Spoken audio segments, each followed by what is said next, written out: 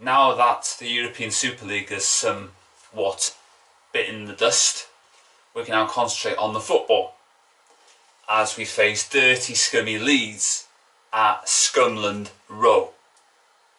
And last time we faced them in that stadium was when Eric Jemba got the winner in a 3-2 victory.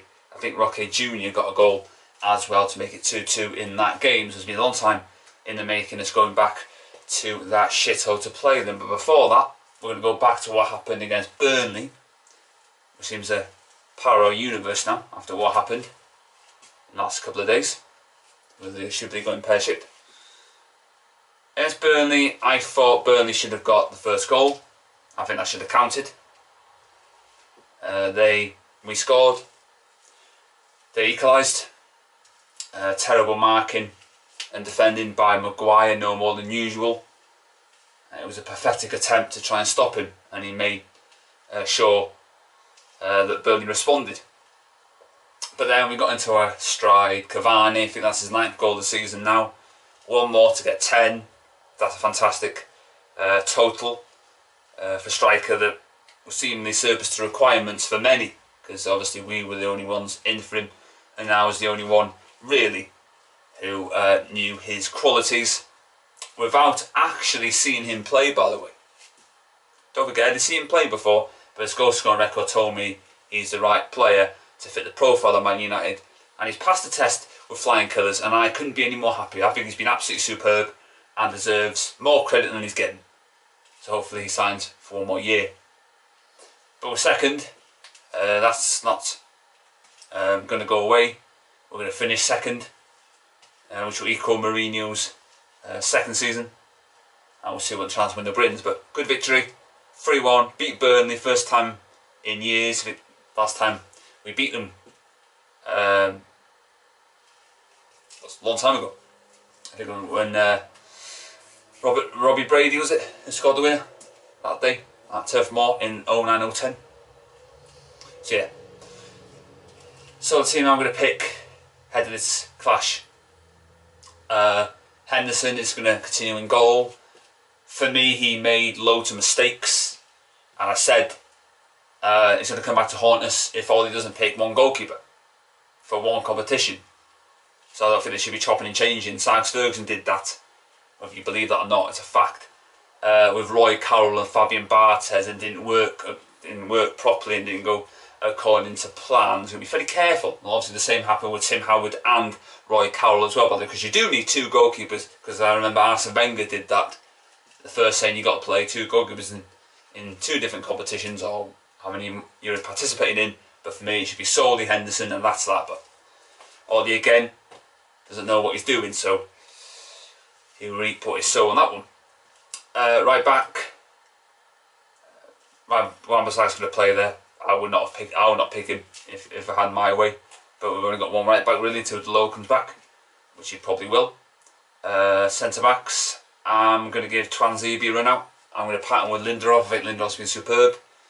I think this is probably his best ever season. He's carried Maguire this season, and he's proven many doubters wrong, because I did compare him as tight as Bramble, and that was the worst.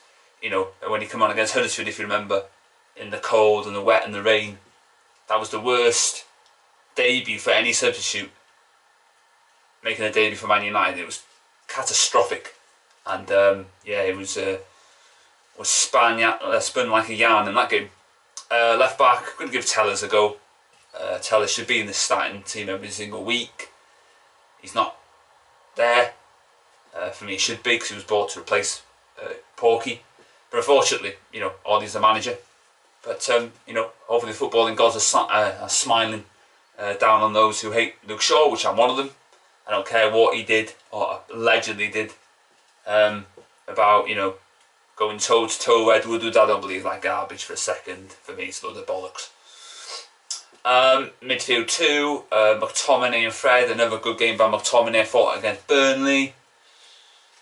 Fred didn't score, but those two have fun partnership. Are going to be Pogba on the win, which has worked. People having a go at Ollie for doing that. For me, I'll have a go at Ollie in a different way. Why is Paul Pogba still at this club? Why are you still playing him? and only reason Paul Pogba has got a smile on his face and he's happy as Larry, happy as a sandboy, is because he's getting picked every week. If he was cast aside like he should have been, then he wouldn't have been in the team week on week. You know, I think he's been a disgrace with some of the comments he's made, and he's got to be very careful and doesn't come back to haunt us if we don't win a trophy this season, which I expect us not to. And then up front, Rashford on the wing.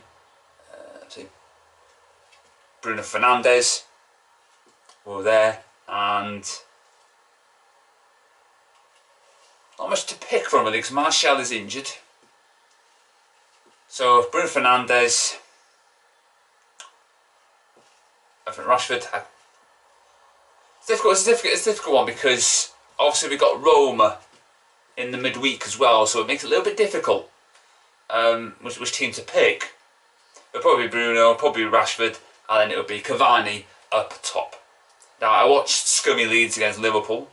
It was a 1-1 draw. I watched them against Man City. They were lucky to win that. Man City dominated the game, but they got caught up on the sucker punch, and Leeds took their chances when they had them. I think Dallas, who's a Man United fan by the way, if you didn't know that's true, Dallas is a Man United fan, just in case you didn't know that. But if you didn't, you know that now. And even if it isn't true, that doesn't prevent it from being a fact. So Leeds, for me, they're poor. They're a poor team. We beat them 6-2 Old Trafford. I think we'll beat them again. I'm going to go for the 2-1 Man United victory, and I think McTominay will get on the score sheet just like he did in the reverse fixture.